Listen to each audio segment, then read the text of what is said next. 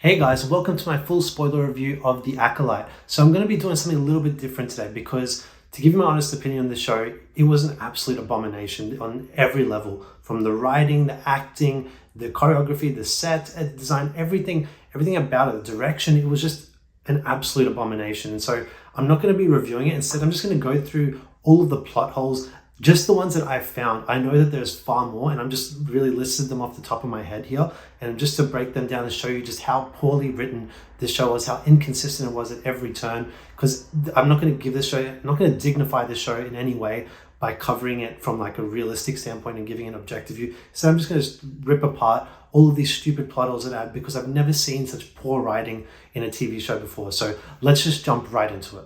So starting off, we have this stupid line by Indara, which is Carrie-Anne Moss's character, the Jedi, in a flashback sequence in episode 3, when they meet the witch coven and they're talking to them and they want to test the young girls to see their Jedi powers or whatnot. And she says this contradictory line where she says that the Jedi you can't deny that the Jedi have the right to test Padawans with your permission. Like that contradicts itself in one sentence. It's ridiculous. And on top, to make it even worse, they even showed the scene again when they had the second flashback episode, which shows the whole events again from a different perspective. They showed that stupid line once again, just highlighting how little it makes any sense. So that's first plot hole number one. This is not in any particular order. I'm just going through them as I remember them because the show is such a mess that it feels almost fitting that I should just convey them in a sort of messy way that suits. And so the next one I'm going to talk about is in episode 4, when they're on that forest planet. I can't remember the name of. May is there walking with Kaimia. She doesn't know at the time that he's the bad guy. She all of a sudden just has a change of heart in an instance where she decides she's going to turn herself into the Jedi. Like, where did that come from? She had, at this point, just killed 2 Jedis. And so why all of a sudden does she just have this sudden change of mind that, oh, we can trust them now, I'm going to go turn myself into them and explain everything? What the hell? Like the writing is ridiculous in this show, and just they made the characters do whatever they needed them to do to serve the plot, that regardless of whether it made sense or not. And so that was just completely nonsensical on her part. And then you have the young Jedi Torbin, who we show is killed in episode 2 by May. She basically convinces him to kill himself for his sins, essentially, handing him poison that he drinks after snapping out of his 10-year meditation that hasn't been broken until now. So it had to be something incredibly terrible in his past that made him do that. To one, put himself into essentially a trance for 10 years, and 2, be worth breaking to kill himself for.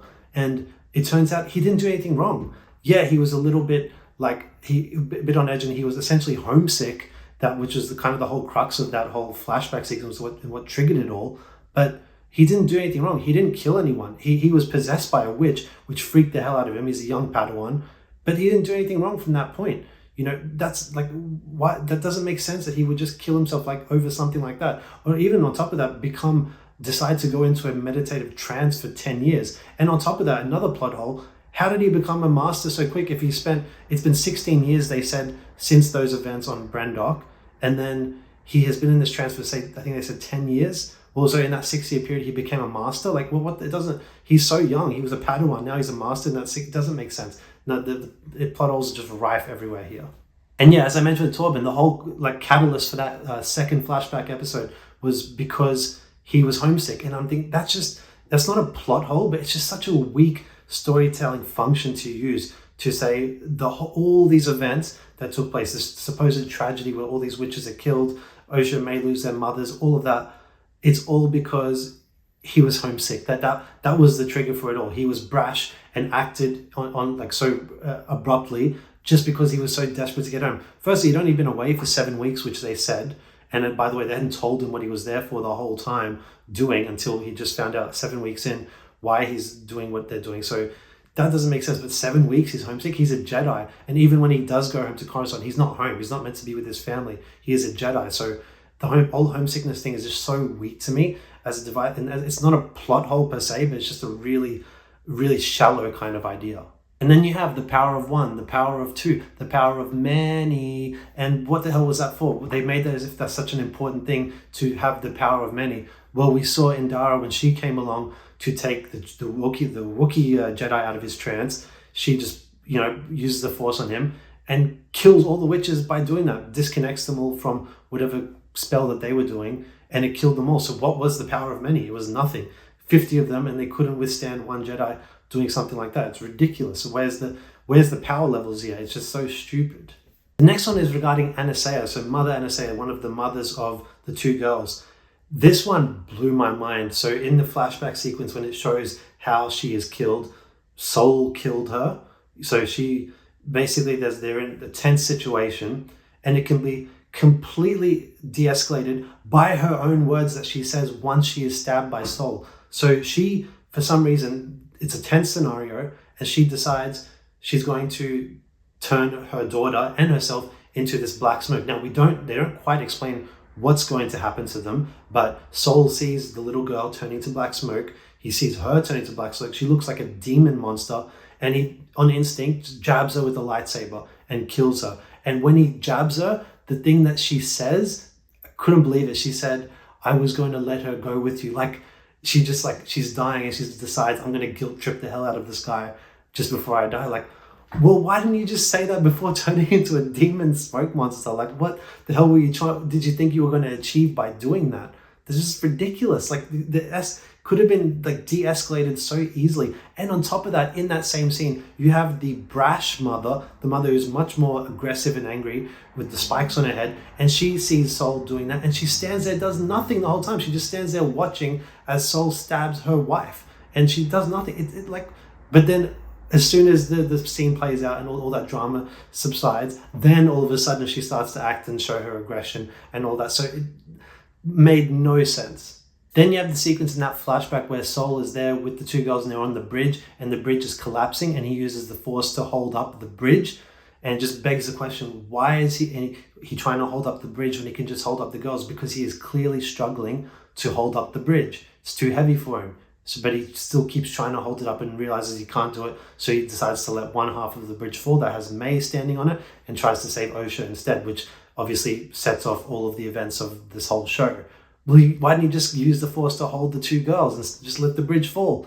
He can do that. So it just makes no sense, and they just did not see that whatsoever. And then in the final episode, you have a space chase sequence where Soul and his ship is chasing May and hers, and they're kind of flying sort of through an asteroid field, or rather one of those rings that revolves around a planet, has all the rocks in it. They're flying through that. He's gaining on her, and this little beaver looking thing, Basil, who's been there this whole time, and he can detect smells and knows that she was May when Soul thought she was Osha, all of that. So he's with Soul in the sense that he works with the Jedi. Then when Soul is chasing May and is gaining on her, he then sabotages Soul's ship by ripping out some cord things that causes Soul to slow down and be unable to catch up to her. And why did he do that? There's no reason for that to happen. It's not explained whatsoever. He was on his side this whole time. In fact, he was trying to show he was aggressive towards May in a previous episode and was trying to protect Soul in a sense. And now all of a sudden he's sabotaging him. Who wrote this? What were you... See what I mean? They're just literally throwing stuff as they went along to just make the plot go wherever they needed to go, regardless of what it meant for the characters' motivations or whether it made any sense. And the last one I want to talk about, and this is certainly not the final of all of them that you could add up. There's a million that you could go through and could do a video forever covering all the plot holes of the show. But in the final episode, when they return to Brendok once again, they return to the site of the Coven, which is, grown over by weeds and plant life and all this stuff, and it's in ruins. But the place caught fire and essentially burnt down, yet it still has a working elevator. This is not as big of an issue, but they do kind of establish in one of the flashback sequences that it was sort of difficult for the Jedi to activate that elevator. Meanwhile, May and Osha in this episode, when they're escaping, just jump right into it and activate it and use it.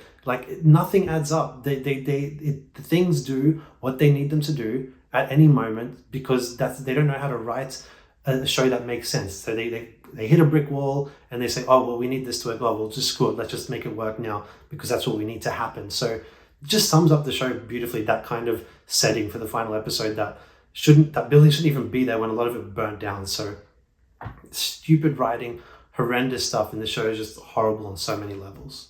And I've had similar criticisms of pretty much all of the Star Wars Disney Plus shows, but this one took it to a whole other level in terms of just lack of quality. And you could just see the writing is just non-existent whatsoever.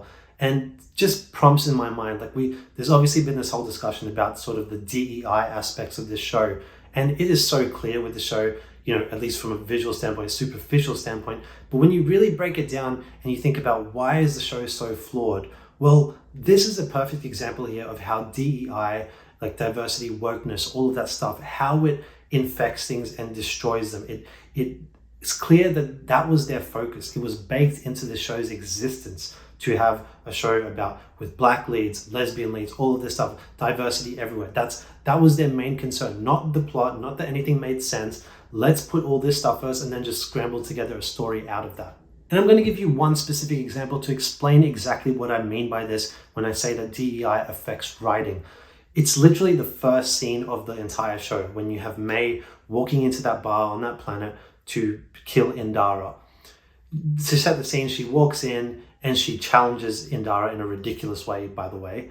And then these guys spring up from their tables to start fighting her. May starts beating each of them down. Meanwhile, Indara sits there doing nothing, looking stoic and just sitting there staring until she finally gets up once all these guys are on the ground. That is the classic example here of poor writing coming second to diversity, equity, inclusion, all that stuff. What I mean by that is the goal of that scene is they want to show Indara as a strong, powerful woman, this sort of stoic woman who's just really amazing and powerful above everything else. They wanted to show her as this like calm, collected figure. But what they don't realize is, and this is where the writing part lacks as a result, is that she is a Jedi. If she sees these guys being beaten down by this evil person, her first instinct should be to jump ahead of all of those guys and beat down this girl before any of these guys get a scratch on them. She is a protector. She is meant to protect people, and yet she's just sitting there watching them all get beaten down because they want to show her as this strong, stoic one who's like waiting to be a badass. And meanwhile, they want to show May as this strong, powerful female who's able to take down all of these guys too. So on both regards, they're pushing that feminist agenda to show them the women as these all-powerful beings within the universe, but story and consistency be damned as a result. And there's a million more examples like this, and there's a million more plot holes that I could talk about in this show. It was so rife with them, and I was meant to keep reviewing the show week by week, but I honestly gave up after that third episode when I just thought it was some of the worst television I've ever seen. And it honestly kind of got worse from there on in. And in fact, that episode that people sort of raved about with that lightsaber battle on that planet, everyone sort of fell for the jangling keys of sorts because, yes, there was some cool moments of some cool choreography, but none of the story made sense. None of the character motivations made sense. So the show is just an absolute abomination and travesty in all parts, but it's what they get. They get what they deserve because this is what they've been heading towards. This is like almost their holy grail of what they've been wanting to achieve and turn Star Wars into this lame girl brand sort of thing that no one can enjoy, no one can invest in, has no interesting characters, but makes certain people of certain diversities look a certain way. And that's all they care about because that's all they know. And so it's an absolute travesty what they've done here. Star Wars is dead. There is no path on this current path. There is no way to recover. They have to clean slate, get out of what they're doing, fire Kathleen Kennedy, all of that, and just start new or move 200 years in the future and forget everything that's happened before, forget all of this current Disney Star Wars and just wipe it all out of existence and move forward. But it's not going to happen. Let's be honest, it's not going to happen, but that's what needs to happen. So yeah, this is the end of my rant, guys. I could go on for days, but I'm not going to keep doing it right now. So yeah, I hope you guys enjoyed it. If I revealed some things to you that maybe you didn't see, I'd love to hear more plot holes that you picked up on. There's certainly a lot more that I could touch on that I haven't today. But yeah, this show, The Acolyte and Abomination, I give it a 1 out of 10. That's being nice, I think. But yeah, that's all I got to say today, guys, about it. I'd love to hear your thoughts in the comment section below. If you enjoyed this video, please give it a like and subscribe to my channel, and we'll talk to you next time. Bye.